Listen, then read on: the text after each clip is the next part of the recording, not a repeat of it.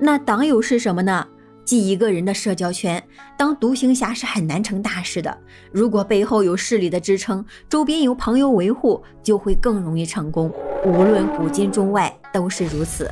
人常说中国是一个人情社会，一个人能取得多大的成就，很大程度上取决于他有一张怎样的关系网。其实放眼世界，哪个国家不是人情社会？哪个国家的关系网不重要？熟悉中国历史的朋友都知道，在科举制度没有形成之前，从汉朝到唐朝，选贤举能一直是世家门阀垄断着。即使是隋唐及以后以科举取士，寒门难出贵子的情况比绝大多数国家要好些情况下，寒门子弟仍旧是凭借关系网才能有机会走上人生巅峰。鬼谷子的谋术为普通人拉朋友圈拓展事业提供了一门实用的技能。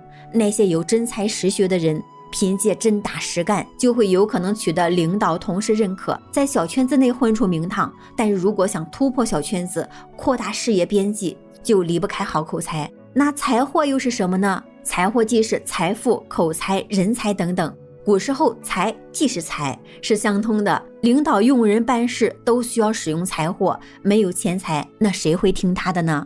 能带来财富的人，自然深受领导的欢迎喜爱。秦始皇这个千古一帝对八寡妇卿有礼有加。八寡妇卿其家族从事的是丹学业，也就是采炼丹砂，因掌握了独特的开采和冶炼技术，所以传继数代而不坠，垄断丹砂开采的生意，积聚了数不清的资财。其家财之多，约合白银8亿万两，又赤金580万两。到他掌管经营家业后，更至同仆1000人，依附着上万，私家保镖2000余人，凭借雄厚的财力二保一方平安，可谓是富可敌国。秦始皇修筑长城、修木陵，八寡妇卿都是慷慨解囊。秦始皇与八卿为真妇，这在当时的女性而言绝无二例。秦始皇对八寡妇卿的尊敬褒奖，最典型的是为纣女怀青苔。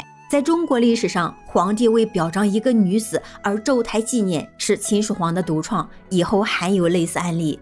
从目前已知的记载看，秦始皇生前对女性给予如此高的评价，仅此一例。所谓节衣彩色，原意指对那些喜好美色的君王，就送美女、歌舞、玩物等等给他们。